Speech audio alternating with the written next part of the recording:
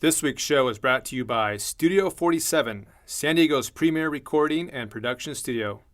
Visit www.globalbpm.com.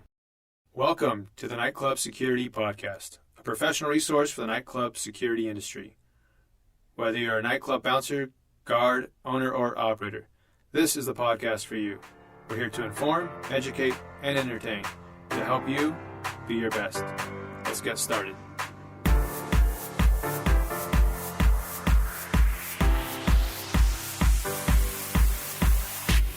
Welcome, everybody. You're listening to the Inaugural podcast for Nightclub Security.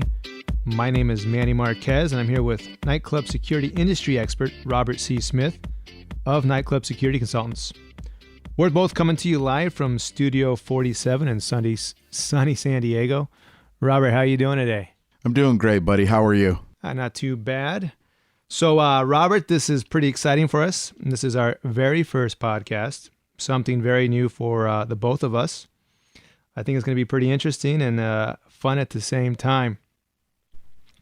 Robert, before we go into who we are, I thought it might be a good idea for you and I to tell the listeners, why are we doing this podcast? Why a weekly podcast about nightclub security? So this idea came about, about 8 weeks ago. And the thought was, as we were having a discussion, Robert, there really isn't a resource on the internet that deals strictly with the nightclub security industry. You're right.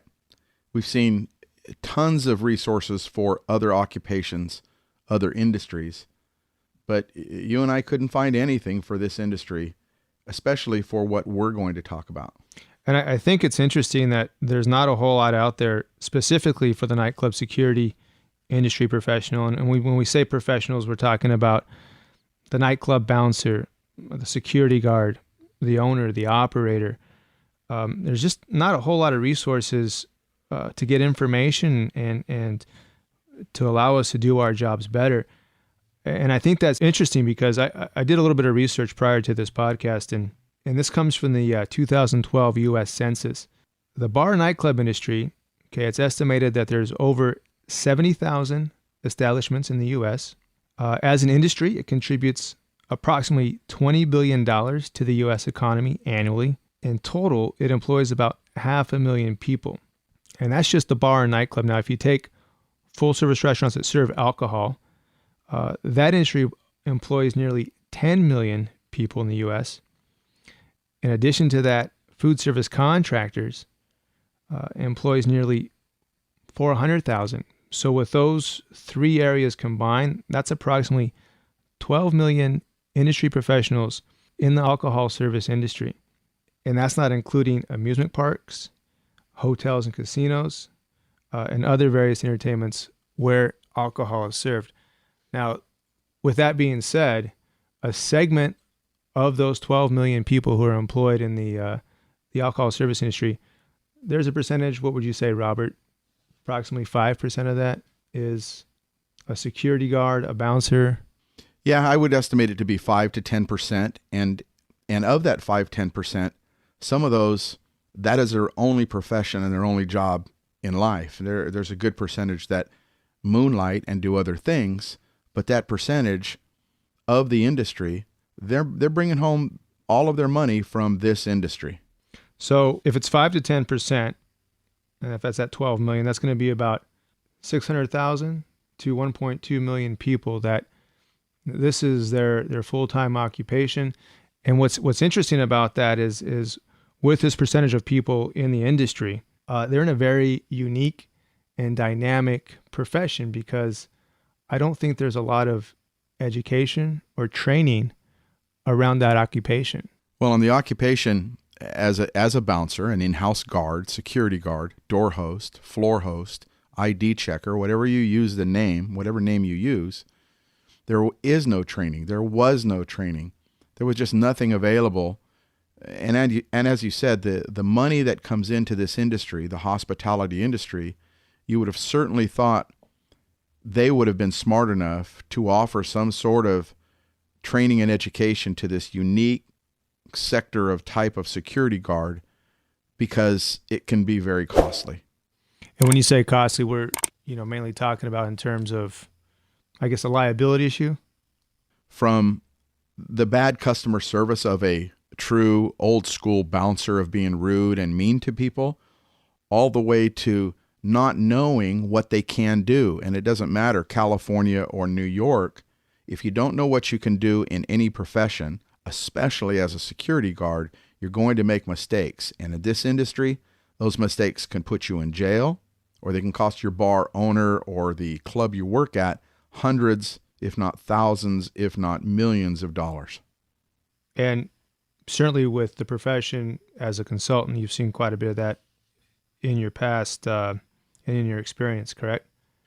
And it's funny, you would think that multi-billion-dollar, worldwide, nationally known industry chains would know better, and they don't. And it's oftentimes they have the same mindset and mental makeup regarding bar, club, security workers, bouncers, as the mom and pop Dewdrop Inn, where there's one guard and 3 pool tables on a Friday night. Because there is no mechanism to get the information to them and training, they all do the same thing. And too often, it's the wrong thing. We're going to tell our listeners in a little while a little bit about ourselves. And we've certainly known each other for quite a while. And I think it's always surprising that, and oftentimes it'll be times where we're an establishment together on a casual calling. And I'm always surprised of anywhere we go in any city in the U.S., I can almost guarantee that we can find some sort of observation or evidence that there is a lack of knowledge, there's a lack of training, and just an overall, there's something missing with the industry. Would you say that's correct?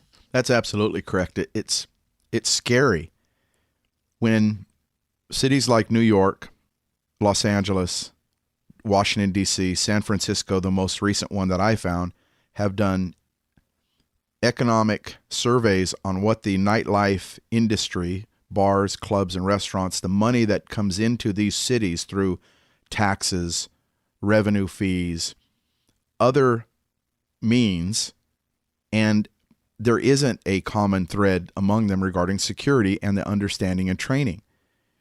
They know how to make a great steak. They know how to hire the best DJ.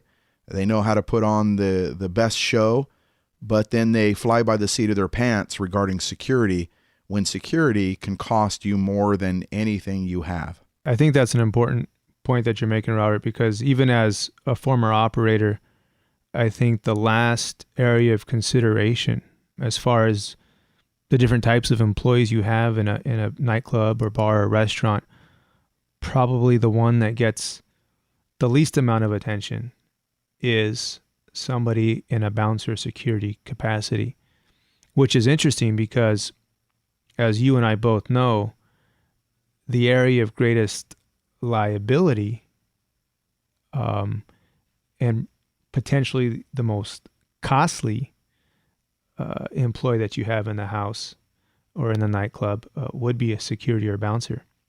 Well, what is amazing to me, and now I have to laugh at it. I used to be angry, and now I laugh at it. There are generally in our country, in the United States of America, there are 4 industry publications that operators like yourself, consultants like me, attorneys, lead bartenders or managers might get. And these publications cover everything from flooring to fans, from seat cushions to chairs, to glassware, and of course, all the alcohol and food that goes into this industry. And if you look at any one of those magazines on any month that they put out, either as a hard copy magazine or an e-publication, you look for a security article or a liability article or something to do with safety, and you'll find it about 3/4 of the way into the magazine. The last thought for these operators and even these writers and editors of these magazines is security, where when something happens, it's typically the most expensive thing that goes wrong with that bar or club. For example, you don't lose $100,000 on a liability settlement because your steak was overcooked. But if your guard pushes an over-intoxicated guest on accident, they fall, they break an elbow, you've just lost your lawsuit. And the training and education within these magazines just isn't there. But I think that and again, coming from the operator standpoint, I think that your point being that this information is not readily available, it's part of that's due because it's not a sexy, exciting, there's nothing glamorous. It's not the latest cocktail craze. It's not the newest liquor that's on the market or the top name DJ that's going to be in your club. But, as you and I both know, it's a very important and critical aspect of your business to pay attention to. And I want to go back to my original point that there's a group of people out there that really have limited resources. And it's funny because it's a very dynamic, it's definitely a very unique occupation. At times, it can be highly demanding. It's an occupation that's vital to the safety of millions of Americans on a nightly basis, on a daily basis. There's an immense amount of responsibility for the individual who's charged with protecting an establishment. And as we've already mentioned, the liability is huge. Well, and this is typical, and it's no fault of your own, but this is a dangerous job. You didn't mention the dangerous side of this for the individual guard. In the last 10 months, on average, we are losing, meaning by death, one bouncer in the United States per month. They're being killed. And most of the time, it's preventable with enough guards, with the proper training, with understanding the role of law enforcement, with foreseeing problems, with handling problems early. Many of these guys that were killed might be alive. So you're right. It's not the most flamboyant mojito, but it is a part of the business that can change people's lives if not taken seriously when you either hire or train these type of employees. And what's also interesting about the hiring of these employees is it's almost a second thought. It's not something that you pay a lot of attention to who your bartender is. You pay a lot of attention to who your servers are, who your cocktail waitresses are. If you're a restaurant, you're getting big name chefs. But as far as a personality and as far as somebody that's going to help your business grow, oftentimes, again, the doorman, the security guard, the bouncer is the last one we pay attention to, which, again, coming from an operator standpoint, is interesting because in pretty much every instance, every establishment, this bouncer is the first and last impression that your establishment makes. That is amazing to me. You're right. We haven't discussed that point, and you're absolutely right. Typically, in the areas we're going to discuss, they are the first. They are the last. And when something does happen, they're the ones that are called on to handle the issue. The only industry, and the hospitality industry is broken up in a few different areas, but I got to applaud the gentleman's club industry, the adult entertainment industry, strip clubs. They typically will look at that first line of defense with their bouncers and try to hire the presentable person. Then they'll dress them appropriately, and they'll make sure this bouncer within the strip club area, most of the time, will understand their role as a communicator, as customer service, as a concierge, as a promoter. Because if the customer is happy, they're going to spend money. If they're not happy and they feel threatened, they're going to leave. That definitely could transfer into the standard nightclub and bar world, but the strip club industry has really perfected that type of hiring and finding the right guard to be a bouncer. I'm going to follow that up with, we're saying most of the time, I want to be fair to other operators because there is a percentage of operators and of ownership that really understand this issue of the importance of their security team. So there are guys out there that are doing it right. But generally as a whole, there's a large percentage that are not.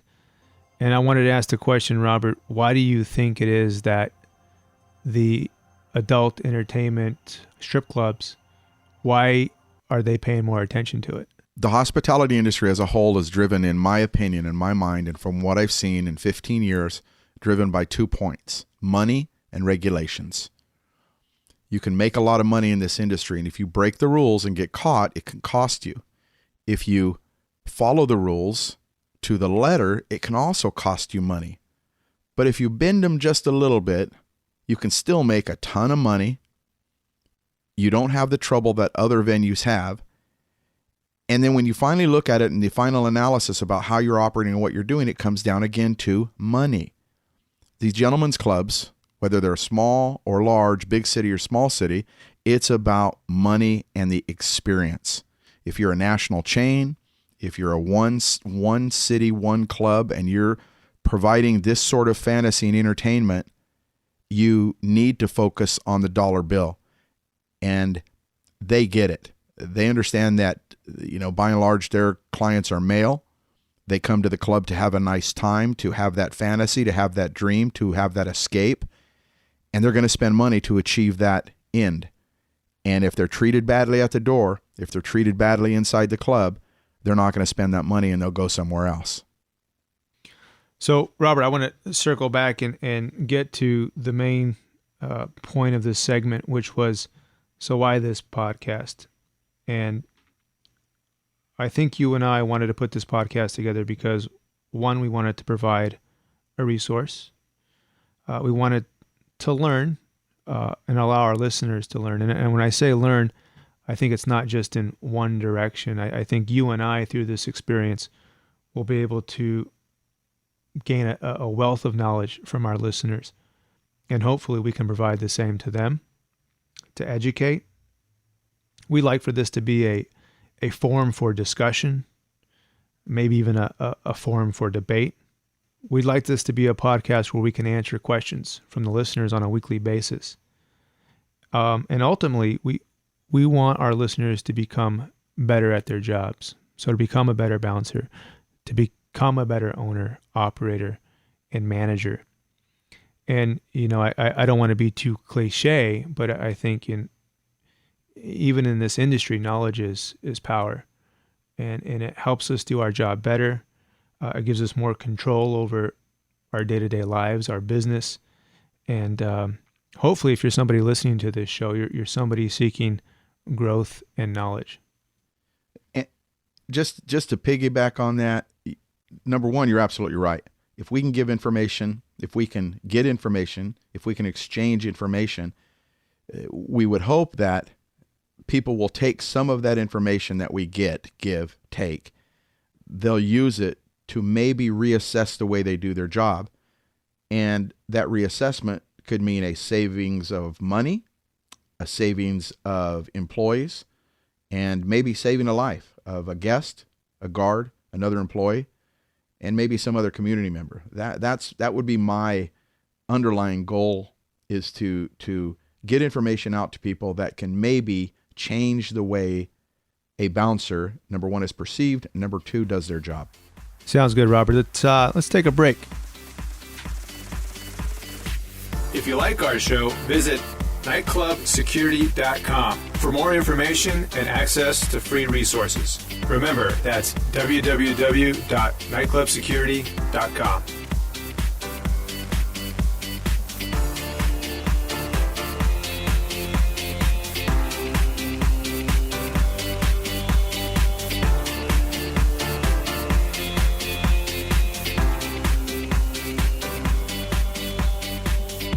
All right, welcome back, everybody. Robert, I think that it might be good for the listener to get a better understanding of ourselves if they kind of understand our backgrounds and what we've done and how we got to this point to where we're doing a podcast for the first time. I'm going to go ahead and start. Again, my name is Manny Marquez, and I've been in the industry, bar, restaurant, nightclub industry for about 19 years. I actually got my start as a bartender back in Fresno, California. Go Dogs. Where I bartended all through college. After college, I moved down to San Diego and started my career in management. And so I've actually been managing or involved in management of restaurants, nightclubs, bars for about 13 years now. I can't believe it. I got to the San Diego Gaslamp back in 2000. And since then, I've had a great opportunity to open up multiple venues. I think there's 4 that I've been involved with as far as from the openings, and a couple other well-established venues and restaurants in San Diego. I've done everything from manage a small 3,000 square foot tequila and taco shop, which did about $2.5 million in sales a year, all the way up to managing a 900-person venue in Pacific Beach, where we did about $7 million a year in sales.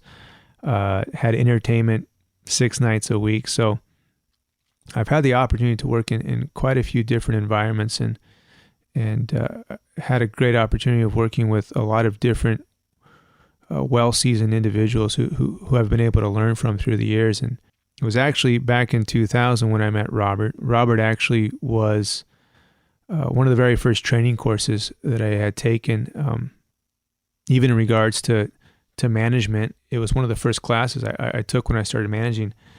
And so I'm going to stop there, Robert, and I'm going to have you tell the listeners a little bit about yourself and your background, and then we'll kind of come back together and we'll tell everybody about us working together. Well, I don't think there's many parallels in our career path here, and that's a good thing. People that do the same thing really stay closed-minded in my mind. So I'm going to go way back. I did 10 years in the Navy when I was very young, and my last 6 as a deep-sea diving medical technician. The point of telling you that far back is to let you know that for 10 years of my life as a young person, I was in the medical profession, the medical field, and it's mainly dealing with greater good and problems and helping other people. I got out of the Navy on a Thursday, and I started the San Diego Police Academy on Monday. So I went over a weekend, and I started another greater good profession back in 1991. Finished the police academy later that year in 1991, and over the next 20 years of my career, I had a variety of jobs and functions everywhere, everything from street patrol duties to a special assistant to the chief of police. And I did my last 7 years along the border between San Diego and Mexico as a juvenile violent crimes detective. Again, as a police officer and as a medic, that's 30 years of my life devoting most of that work to helping people and the greater good of giving back.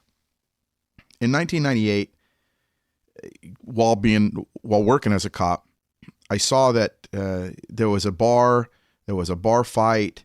I rolled in as an officer, and I ended up having to arrest a bouncer. It was a minor assault, but the bouncer hit a drunk, and nonetheless he had to go to jail. In doing my investigation for that assault, I discovered there were no rules. There were no laws. There was nothing for this bouncer. Here's this 25-year-old kid watching the door. He gets a drunk who's thrown out of the bar, and now he's got to deal with him, and he doesn't have the skill set to deal with him. He ends up losing control, and he punches the kid, the drunk.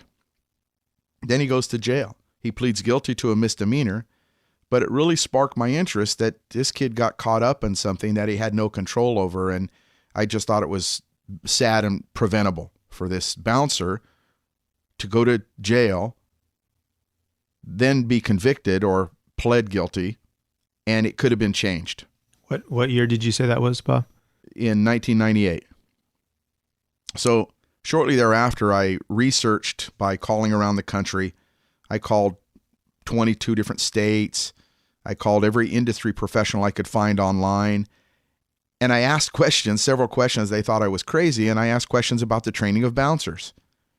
And at the end of the conversation with these large bar owners in New York, South Beach club owners, industry professionals within the hospitality industry and the security world, they all wanted to know if that's what I did, if I had a company that did that.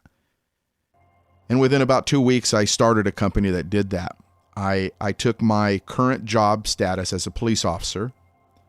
I condensed a police academy curriculum, and I formed a very simple basic curriculum for bouncers. It was about 6 to 8 hours long. And in the spring of 1998, I started Nightclub Security Consultants and trained our first clients in San Diego, a group of about 50 bouncers from 6 local strip clubs. And I was on the road. It was crazy after that. Once I got my first training under my belt, the calls kept coming in. I started training across the country. The curriculum went from 6 hours to 8 to 10 to 12 to 16 hours. And I found one weird path here is that the duties and responsibilities and professions of a police officer on the street are exactly the same as a bouncer in the club. The differences are huge. Bouncers receive no training. The police officer gets 6 to 8 months of training. The police officer has a gun and a uniform and powers to arrest. The bouncer typically has nothing.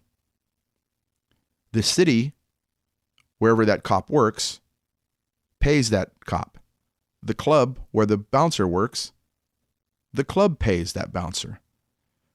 But the disgusting underlying thought here is they have to deal with the same people.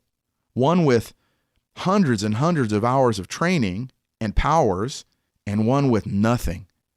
The same drunk that walks down the street, most of the time will respect the police officer, but that same drunk in a club has no respect whatsoever for that bouncer. And I continued to hone our training to meet that challenge and give bouncers the skills they needed. And, today we've trained over 1,000 different managers around the country, over 5,000 bouncers around the country. I mean, we've had 15 years of doing this now, from 98 to now.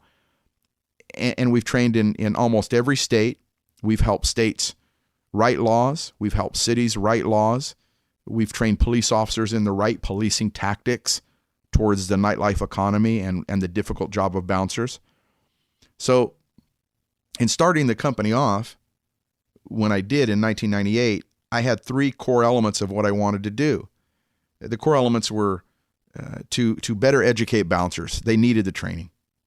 And number 2 was change the industry perspective, the hospitality industry perspective on what bouncers are.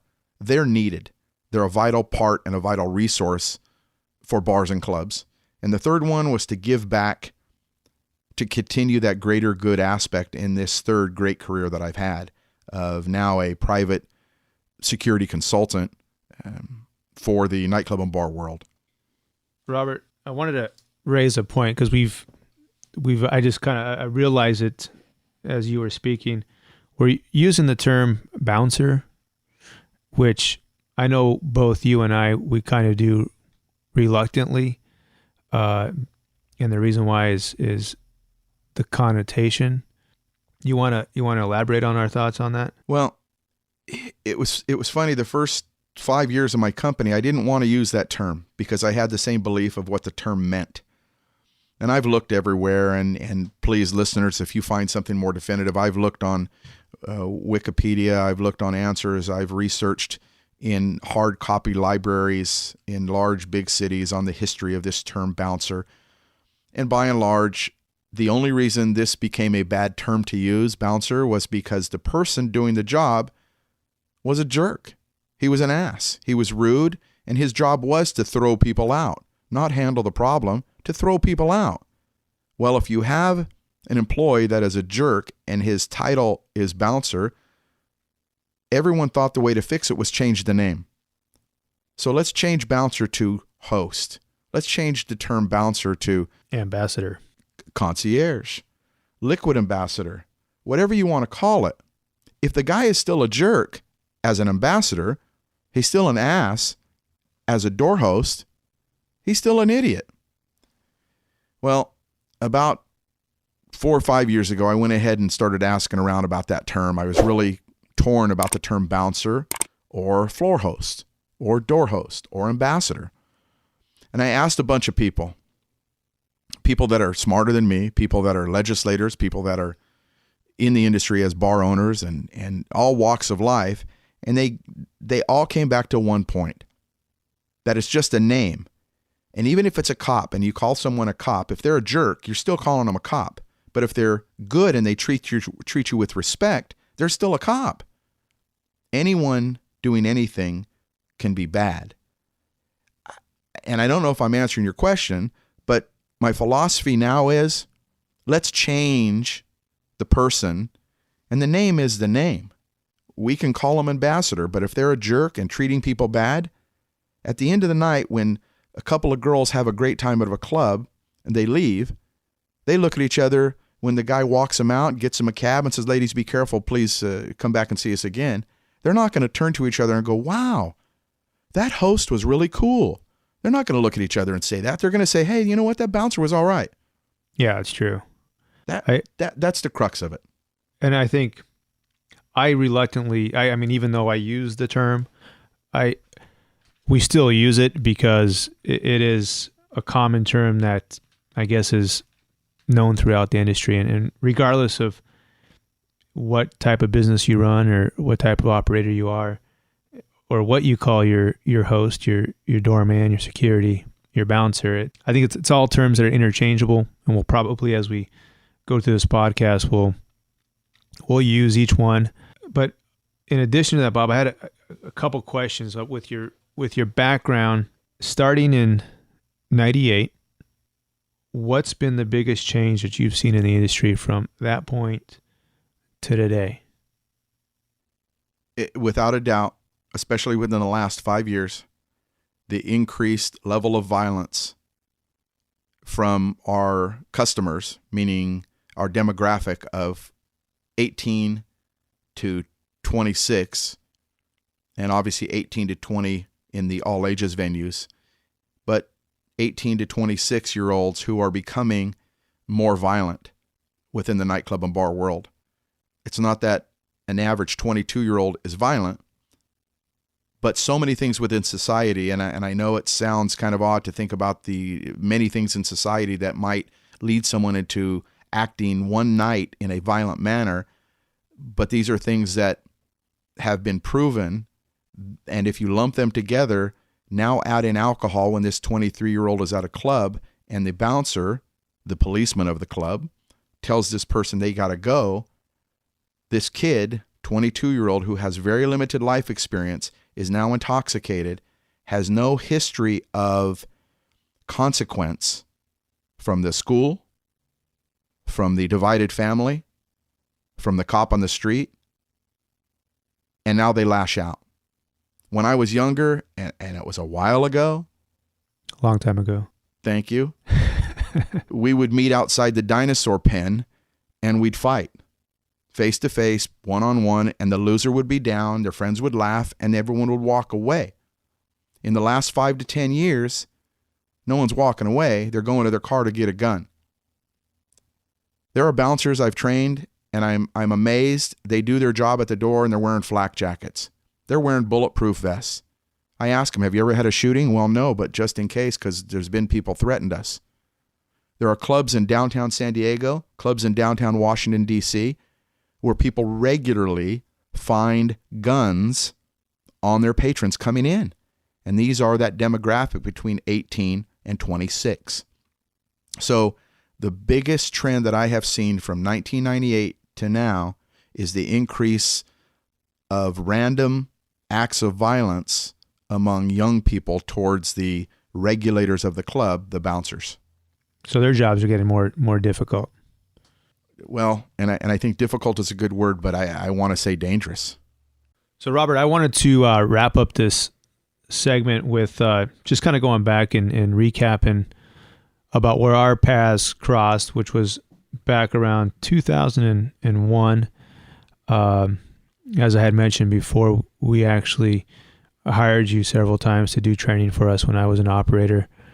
And I think where the relationship really got established was your perspective on the business. And I can think in my career, there's been certain people that I've had the pleasure of working with or encountering or meeting or being able to use as a resource. And I think that once I met you and took your training and began to work with you, it was a pivotal point in my career because it changed my perspective of how I view what I did, how I operate, how I interact with my employees and individuals that would come to our establishment.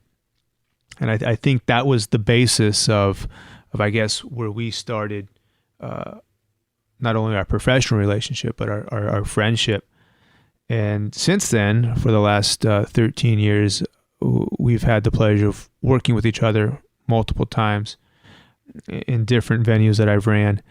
And I've also been able to see your business grow, which has been very exciting for me to watch.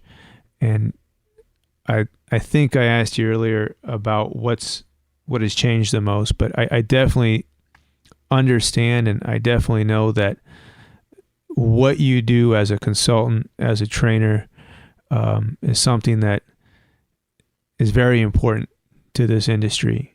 And I think, this is why we're here with this podcast. Well, it's funny you mentioned it. Jogged my memory on something you said. The first time you were in my class, it was a Saturday and Sunday class. We taught from noon to 5 or something like that. Saturday night, I believe there were three other managers in the club, and you guys went back to work, and I went off and did my thing. I'd never met you before. And the next day, Sunday, you had worked your full shift that Saturday night, and that next Sunday, the next day, you came in and you were bringing up that, Robert, did you tell the cops to stop by our store, your bar? And I said, no, why? And you relayed a story to me how one of the training topics that I taught that you hadn't thought about, and that night the cops just happened to come by and do an inspection on that very training topic.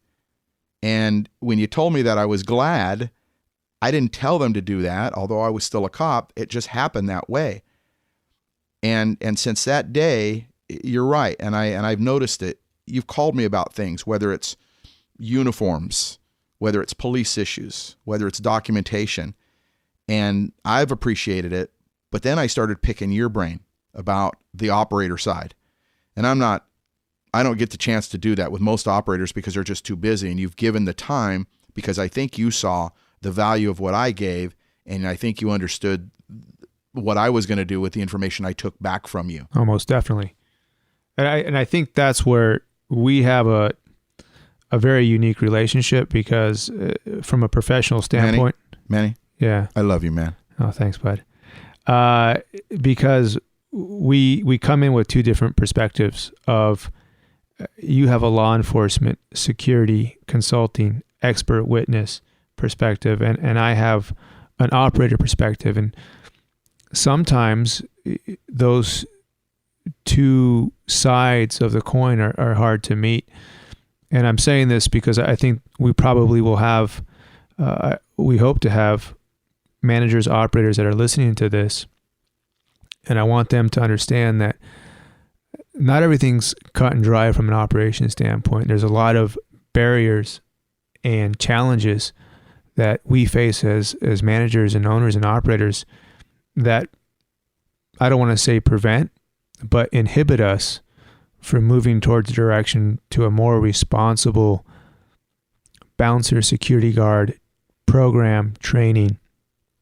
And I think, this combination of yourself and myself with this podcast will offer both sides of that coin and give a greater understanding and a better resource for the listener. Well, one of my goals with this podcast, and we didn't discuss it, but since I started this company in 1998, there were no regulations for in-house guards or bouncers.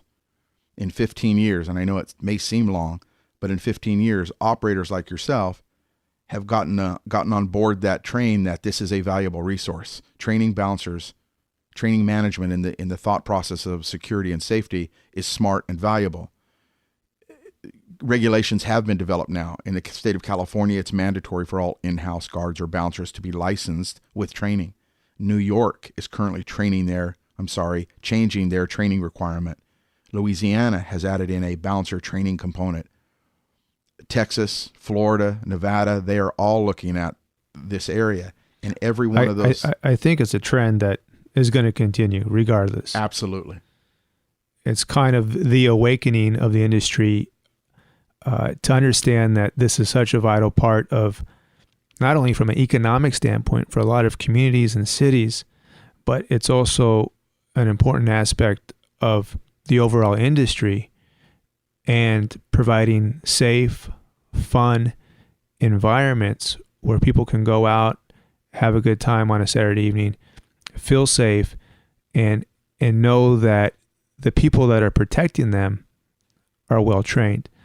So I think we're on the verge of a new awakening. I don't want to say awakening, but I'm going to say it, throughout America, where I think this trend is going to continue. I believe you. I think you're absolutely right. So that's why it's exciting for us to put together this podcast. We're actually going to take a break here. When we come back, we're going to tell you a little bit about what we have planned for next week. We'll be right back. Thank you for joining us on our weekly podcast. Please like us on Facebook at Nightclub Security Consultants.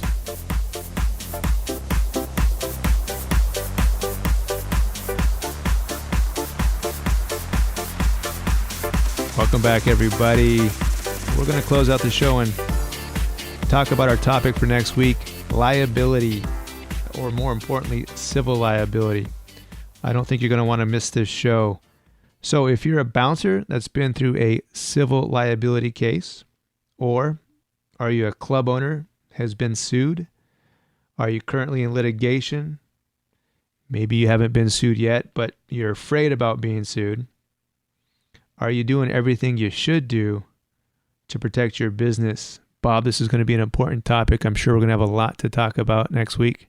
Well, and not if you've been through one. Even if you haven't been through one and you've heard about them and how devastating they can be. And I'd also like to invite any litigators, plaintiff or defendant attorneys to listen in and see what we talk about and see what advice or direction we give operators to do the right thing to protect themselves. So it's going to be a lot of information next week. We'd like to invite you back. We hope you liked this first show of the Nightclub Security Consultants podcast. If you enjoyed the show, please share us with your colleagues and your peers. You can tune in next week. Find us at nightclubsecurity.com/podcast. We'll also be on iTunes. Search for us by Nightclub Security. We'll be in the business category. We'd like for you to give us some feedback, give us some comments. You can do that on our podcast page. Again, that's nightclubsecurity.com/podcast. We also like to invite you to submit some questions. If you have questions about your positions, jobs, anything, maybe even give us suggestions about maybe some show topics, you can email us at questions@nightclubsecurity.com. That's all for us until next week. I'm Manny Marquez. I'm Robert Smith. Be nice.